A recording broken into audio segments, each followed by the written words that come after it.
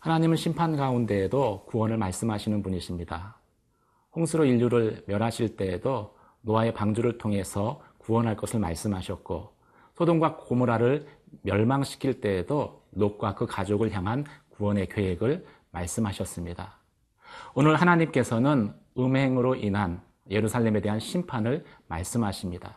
하지만 그 심판 가운데에도 하나님의 선하심이 있는 것을 본문을 통해서 말씀하고 있습니다. 오늘 본문을 통해서 그 하나님을 만나시기를 바랍니다.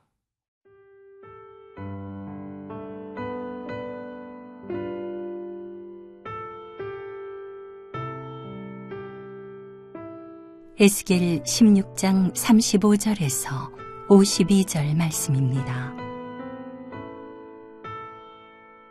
그러므로 너 음녀야, 여호와의 말씀을 들을지어다. 주 여호와께서 이같이 말씀하셨느니라. 네가 내 누추한 것을 쏟으며 내 정든 자와 행음함으로 벗은 몸을 드러내며 또 가증한 우상을 위하며 네 자녀의 피를 그 우상에게 드렸은즉 내가 너의 즐거워하는 정든 자와 사랑하던 모든 자와 미워하던 모든 자를 모으되 사방에서 모아 너를 대적하게 할 것이요 또 네 벗은 몸을 그 앞에 드러내 그들이 그것을 다 보게 할 것이며 내가 또 간음하고 사람의 피를 흘리는 여인을 심판함같이 너를 심판하여 진노의 피와 질투의 피를 네게 돌리고 내가 또 너를 그들의 손에 넘기리니 그들이 내 누각을 헐며 내 높은 대를 부수며 내 의복을 벗기고 내 장식품을 빼앗고 내 몸을 벌거벗겨 버려두며 무리를 데리고 와서 너를 돌로 치며 칼로 찌르며 불로 내 집들을 사르고 여러 여인의 목전에서 너를 벌할지라. 내가 너에게 곧 음행을 그치게 하리니 내가 다시는 값을 주지 아니하리라. 그리한즉 나는 네게 대한 내 분노가 그치며 내 질투가 네게서 떠나고 마음이 평안하여 다시는 노하지 아니하리라. 네가 어렸을 때를 기억하지 아니하고 이 모든 일로 나를 분노하게 하였은즉 내가 네 행위대로 네 머리에 보응하리니 내가 이 음란과 내 모든 가증한 일을 다시는 행하지 아니하리라. 주 여호와의 말씀이니라. 속담을 말하는 자마다 네게 대하여 속담을 말하기를 어머니가 그러하면 딸도 그러하다 하리라. 너는 그 남편과 자녀를 싫어한 어머니의 딸이요 너는 그 남편과 자녀를 싫어한 형의 동생이로다. 내 어머니는 헷사람이요 내 아버지는 아모리 사람이며 내 형은 그 딸들과 함께 내 왼쪽에 거주하는 사마리아요 내 아우는 그 딸들과 함께 내 오른쪽에 거주하는 소돔이라. 내가 그들의 행위대로만 행하지 아니하며 그 가증한 대로만 행하지 아니하고 그것을 적게 여겨서 내 모든 행위가 그보다 더욱 부패하였도다. 주 여호와의 말씀이니라. 내가 나의 삶을 두고 맹세하노니 내 아우 소돔 곧 그와 그의 딸들은 너와 내 딸들의 행위같이 행하지 아니하였느니라. 내 아우 소돔의 죄악은 이러하니 그와 그의 딸들에게 교만함과 음식물의 풍족함과 태평함이 있음이며 또 그가 가난하고 궁핍한 자를 도와주지 아니하며 거만하여 가증한 일을 내 앞에서 행하였음이라. 그러므로 내가 보고 곧 그들을 없이 하였느니라. 사마리아는 네 죄의 절반도 범하지 아니하였느니라. 내가 그들보다 가증한 일을 심히 행하였으므로 내 모든 가증한 행위로 내 형과 아우를 의롭게 하였느니라. 내가 내 형과 아우를 유리하게 판단하였은즉 너도 내 수치를 담당할지니라. 내가 그들보다 더욱 가중한 죄를 범함으로 그들이 너보다 의롭게 되었나니 내가 내 형과 아우를 의롭게 하였은즉 너는 놀라며 내 수치를 담당할지니라.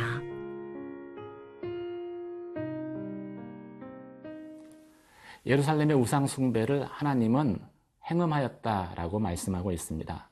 그리고 그 행음에 대한 징계로 하나님은 예루살렘을 심판하십니다. 예루살렘에 대한 하나님의 심판은 오늘 본문 가운데 세 가지로 말씀하고 있습니다. 첫 번째는 대적들이 일어나는 것이죠. 37절 말씀을 같이 보도록 하겠습니다. 내가 너의 즐거워하는 정든 자와 사랑하는 모든 자와 미워하던 모든 자를 모대 사방에서 모아 너를 대적하게 할 것이요. 또 너 벗은 몸을 그 앞에 드러내 그들이 다 보게 할 것이며. 예루살렘은 주변에 가나안 여러 족속들에게 둘러싸여져 있었습니다. 예루살렘이 하나님의 말씀 가운데 순종할 때에는 하나님께서 예루살렘을 통해서 주변의 가나안 족속들을 통제하도록 하셨습니다. 그런데 예루살렘이 하나님께 범죄함으로 하나님을 떠나게 되었을 때 주변에 있었던 족속들, 주변의 나라들이 예루살렘에 대적해서 일어나고 그들로 인해서 예루살렘이 수치당할 것을 말씀하고 있습니다. 그 주변에 있는 사람들 가운데에는 사랑하던 사람들, 의지했던 사람들도 있었고 또 질투의 관계 가운데에서 미워했었던 사람들도 있었습니다.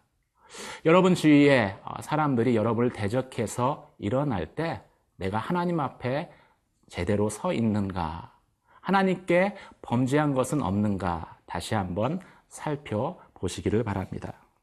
두 번째, 예루살렘을 향한 하나님의 심판은 그들의 손에 예루살렘을 넘기는 것입니다. 그들의 손에 예루살렘을 넘겼을 때 어떤 일들이 일어납니까? 39절 말씀을 보시기 바랍니다. 내가 또 너를 그들의 손에 넘기리니 그들이 내 누각을 헐며 내 높은 데를 부수며 내 의복을 벗기고 내 장식품을 빼앗고 내 몸을 벗겨 버려두고. 예루살렘은 원래 벗겨진 채로 시작했습니다. 하지만 하나님의 은혜가 예루살렘 가운데 임했을 때 의복이 입혀지고 또 의복 가운데 많은 장신구들이 채워지고 하나님의 영광의 관이 그 머리에 씌워졌습니다. 그 모든 것들이 이제는 하나씩 둘씩 예루살렘으로부터 떠나가게, 사라지게 되었다라는 것을 말씀하고 있는 것이지요. 우리가 하나님 은혜 가운데 있을 때 하나님이 우리 가운데 주셨던 많은 축복들은 우리가 하나님과의 관계 가운데서 멀어지게 되고 또 우상을 숭배하게 될 때 다 사라질 것을 오늘 성경은 또 말씀하고 있습니다. 세 번째, 예루살렘을 향한 하나님의 심판은 40절 말씀 가운데 나와 있습니다.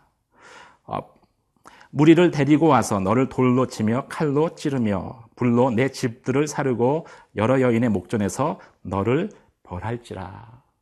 예루살렘 가운데 참 잔혹한 그러한 일들이, 끔찍한 사건들이 생겨날 것을, 그것으로 인해서 예루살렘이 감당하기 어려운 고통 가운데 있을 것을 말씀하고 있습니다. 하나님께서 예루살렘을 왜 그렇게 다루실까요?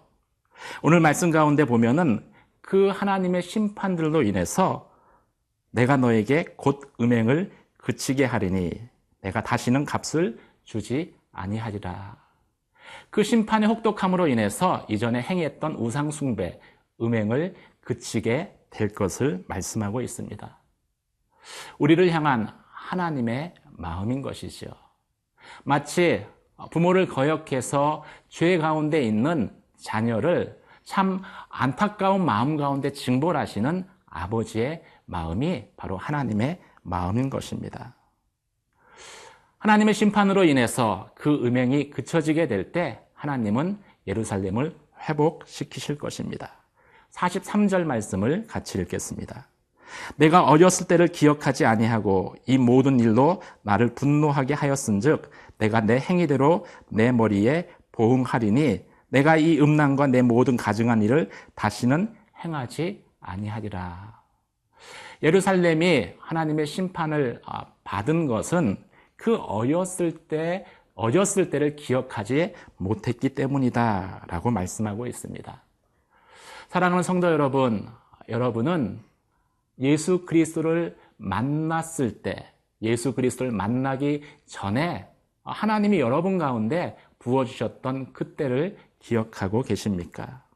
어쩌면 내가 지금 먹고 살만하고 그리고 나의 모습이 그럴듯하다라고 해서 나를 참 처음 구원하셨을 때에 그 하나님의 은혜를 잊어버린다면은 우리는 예루살렘과 같이 우상 숭배의 죄를 지을 수 있는 그러한 존재이기 때문입니다. 오늘 말씀을 통해서 여러분의 어렸을 때, 어렵고 힘들 때 하나님이 주셨던 하나님의 은혜를 기억하는 저와 여러분이 되시기를 주님의 이름으로 축원합니다.